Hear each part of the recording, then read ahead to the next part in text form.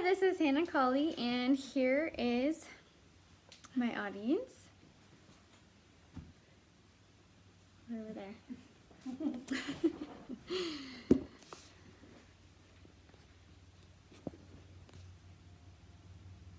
about to fall.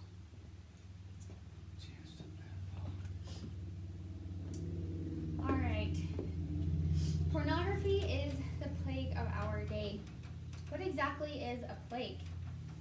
In its noun form, a plague is a contagious bacterial disease. So, in one way, pornography is contagious. It is everywhere.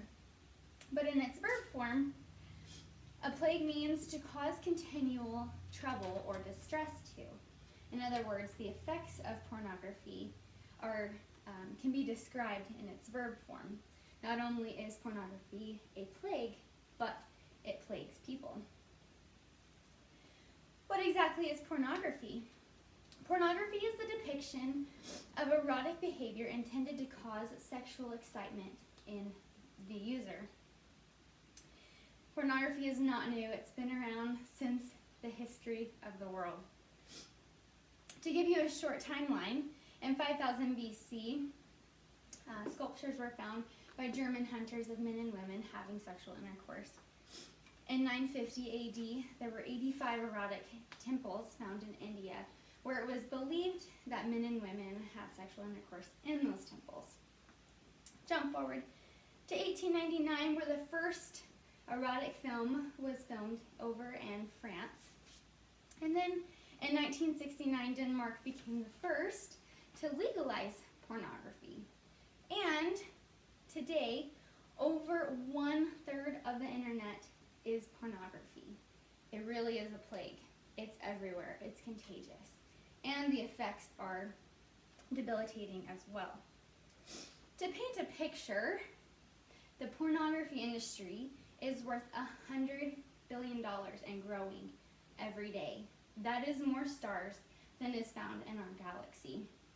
However, unlike the stars in our galaxy that are meant to brighten our world, the pornography industry and its stars and its leaders are darkening our world. What's the big deal? The United States consumes 40% of that pornography each year and growing, meaning that we contribute $40 billion, to this industry every single year. We are the number one consumer in the world. And there are effects on the brain as well for pornography. The sound, motion, and the visual images stimulate the brain to produce dopamine. Dopamine is a chemical that is produced when we accomplish something. It is a part of the reward pathway of the brain.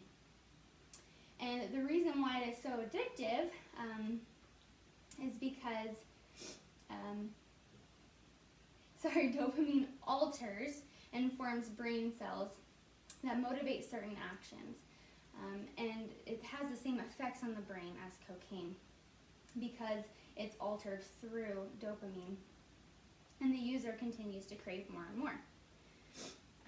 And as you can see in this picture, a healthy brain versus an addicted brain, those red areas are dopamine levels and they're rewired paths in the brain.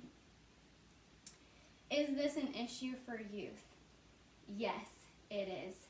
The most common age of consumption or exposure to pornography is 11 years old.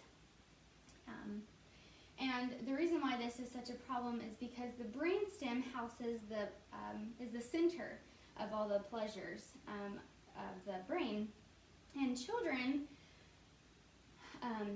their emotional brain develops before their logical brain, and so only they can reason and make decisions after later in life, and basically it makes them an easy victim to pornography. President Nelson of the Church of Jesus Christ of Latter-day Saints this about pornography. It is infectious, destructive, and addictive. The body has means by which it can clean itself from harmful effects of contaminated food or drink, but it cannot vomit back the poison of pornography. Once recorded, it always remains subject to recall, flashing its perverted images across your mind with power to draw you away from the wholesome things in life. Avoid it like the plague. Every year, Utah has a coalition called UCAP, and it's called the Utah Coalition Against Pornography. And in 2016, Elder Jeffrey R. Holland from the Church of Jesus Christ of Latter-day Saints spoke about a recent article that the Catholic Church had produced. And he explains why it's so important for us to avoid pornography and understand really how big pornography is. That no real headway can be or will be made in this battle until there is a much deeper, much broader, and frankly much more fearful concern about the actual threat of pornography than we presently see in society in general. Thus our Catholic friends serve the cause well to ring the public health alarm as they do. Society must see this evil like the epidemic it is, and with those good bishops' indulgence, I now, here this morning, and you can, use the word plague with more literal than metaphorical intent. We do need to see this like avian flu or cholera or diphtheria or polio. It needs to be eradicated. If this moral plague can catch our imagination the way a medical epidemic does, we would be calling out every available member of the healthcare industry, every doctor and nurse and technician and orderly. We would have the attention of every father and mother, every grandparent and aunt and uncle, asking what they could do. We would see educators and businessmen, lawyers and scientists, PTA organizations and welfare agencies lining up to send out flyers, to flood the airways, to give immunization shots at the local grocery store, to put up Uncle Sam Wants You posters in the post office, and to have night wardens with those little tin helmets watching for danger the way Winston Churchill's Londoners did during the Blitz of World War II. So Elder Holland speaks about why it is so important to understand the depths of pornography.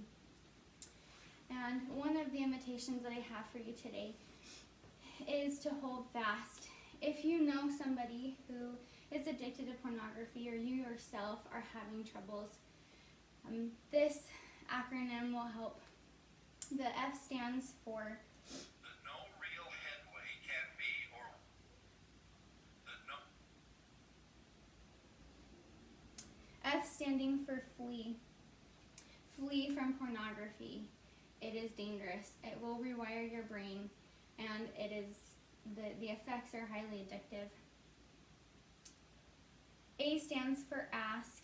Ask for help, but also be willing to help those around you if they ask you for help. Strive. Strive to continue to overcome and strive to help those around you understand what pornography is and why it is so addictive and why it's so destructive. And the T stands for triumph.